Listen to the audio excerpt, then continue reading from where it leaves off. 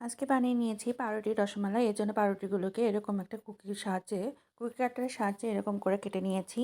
এবার দুধটাকে জালে বসিয়ে এর ভিতরে 2 টেবিল চামচ গুঁড়া দুধ, 2 টেবিল চামচ চিনি দিয়ে বেশ ভালোভাবে জাল করে নিচ্ছি।